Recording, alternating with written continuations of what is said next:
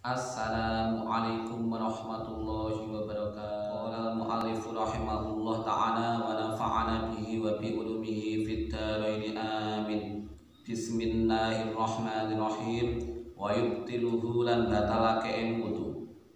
Wa yubtiluhu lan batalake ing wudu apa kullu ma saben-saben barang. Kharaja kang metu apa ma minal ubuli saking dalan ngarep wadu burilan dalan buri ainan iku rupa barang warihan lan rupa angin. Hal-hal yang membatalkan wudu yang pertama adalah segala sesuatu yang keluar dari jalan depan maupun jalan belakang, baik itu berupa benda walaupun bendanya itu merupakan sesuatu yang aneh seperti hanya keluar darah, keluar nanah, ataupun keluar air atau keluar semisal keluar batu, itu hukumnya tetap membatalkan wudhu. Apapun bentuknya yang keluar dari jalan depan ataupun jalan belakang itu merupakan segala sesuatu yang membatalkan wudhu. Walaupun itu hanya berupa angin, itu juga tetap membatalkan wudhu. Walam suhumalan demok ing ubul lan dubur. Walam suhumalan demok ing kubul lan dubur bibat nirrohati kelawan jerone epek-epek au butunil asobii utawa jerone pira-pira driji min nafsihi saking awak dhewe sakes au ghairihi utawa liyane sakes walau li waladihi senajan kedue anake sakes as-sahiri kang isih cilik.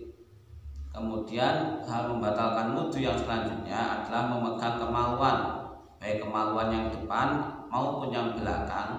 Ketika dipegang dengan menggunakan telapak tangan, maka hukumnya membatalkan wudhu. Yang dimaksud telapak tangan sendiri itu adalah bagian tangan yang berwarna putih ini. Ketika kedua tangan itu ditempelkan, maka bagian yang tidak terlihat ini, itu dinamakan dengan telapak tangan. Maka ketika memegang kemaluan dengan menggunakan telapak tangan ini, wudhunya dihukumi batal. Akan tetapi ketika memegangnya itu dengan menggunakan punggung telapak tangan, berarti yang ini, maka hukumnya tidak membatalkan wudhu. Yang membatalkan wudhu itu adalah bagian yang tidak terlihat ketika kedua tangan itu ditempelkan seperti ini. Kalau memegangnya dengan ini, maka tidak membatalkan wudhu. Baik itu kemaluannya sendiri atau kemaluannya orang lain, walaupun kemaluannya anaknya yang masih kecil, itu hukumnya tetap membatalkan wudhu. Dalam permasalahan ini terkadang ibu-ibu itu banyak yang teledor. Biasanya ketika seseorang memiliki anak laki-laki yang masih kecil, ketika habis kencing biasanya dibersihkan kemaluannya dengan menggunakan tangan. Itu padahal termasuk sesuatu yang membatalkan wudhu. Terkadang itu tidak disadari, itu yang perlu untuk diperhatikan. Kemudian yang selanjutnya watarapi basarotai zakarin lan tetemune kulit lorone wong lanang wa unsa lan wong wadon balagho kang wis tumeka sapa zakar lan unsa hadda syahwatin ing pelanggerane syahwat laisa hale ora ana iku bainahuma ing dalem antarane zakar wa unsa apa mahramiyatun sifat jadi mahram bina sabin sebab nasab auradhain utawa tunggal musuh au musaharatin utawa mara tuwa bila hailin kelawan tanpa nganggo aling-aling.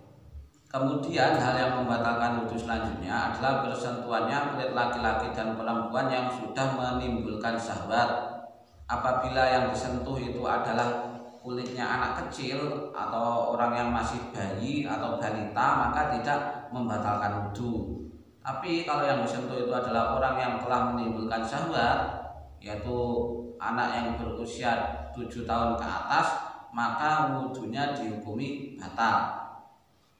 Ketika di situ tidak ada hubungan mahram. Hubungan mahram itu tidak membatalkan wudhu. Hubungan mahram sendiri itu bisa disebabkan dengan 3 hal. Yang pertama adalah disebabkan dengan hubungan nasab, yaitu apabila dihitung ke atas itu adalah ayah, ibu, kakek, nenek ke atas, itu semuanya tidak membatalkan wudhu. Kalau dihitung ke bawah itu berarti adalah anak, cucu, buyut, dan seterusnya itu juga tidak membatalkan wudhu. Kalau dihitung ke samping itu ada saudara laki-laki, saudara perempuan, dan juga anak-anaknya saudara laki-laki dan saudara perempuan itu tidak membatalkan wudhu. Kemudian paman, bibi, paklek, pakde, bule, bude ke atas itu juga tidak membatalkan wudhu. Kemudian mahram selanjutnya itu disebabkan dengan menyusu, yaitu ibu yang menyusui dan juga suami dari ibu yang menyusui itu tidak membatalkan wudhu. Begitu pula saudara-saudara yang disusui oleh ibu itu juga semuanya tidak membatalkan wudhu. Maksudnya ketika ada seseorang yang menyusu kepada wanita lain, maka anak dari ibu yang menyusui tadi itu tidak membatalkan wudhu. Selanjutnya au musaharatin, yang terakhir mahram disebabkan maratua, berarti ibu mertua, ayah mertua ke atas, dan juga anak menantu ke bawah itu semuanya tidak membatalkan wudhu.